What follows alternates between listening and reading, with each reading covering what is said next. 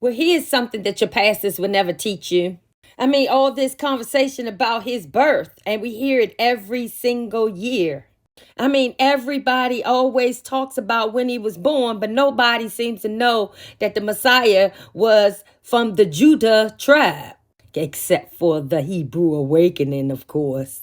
I mean, why pastors don't talk about it's more blessed on the day that you die than the day that you're born?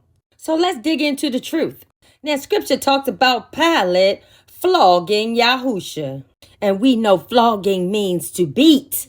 And it also says that the soldiers plaited a crown of thorns and placed it on the head of Mashiach. They put a purple robe on him and they slapped him in the face.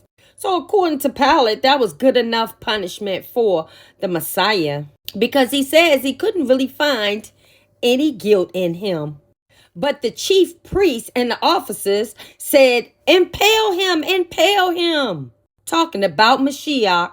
Now, this is the actual definition of impalement. And as you can see, there's no cross here.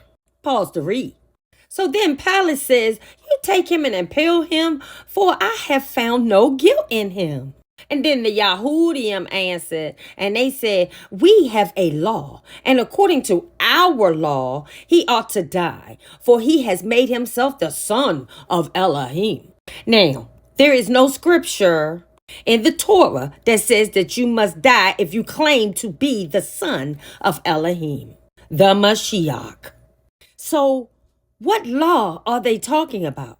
Now, with much research, this violation of prohibition that does not involve an action, it can therefore be inferred that one who vows or takes an oath in the name of an idol is liable to be flogged.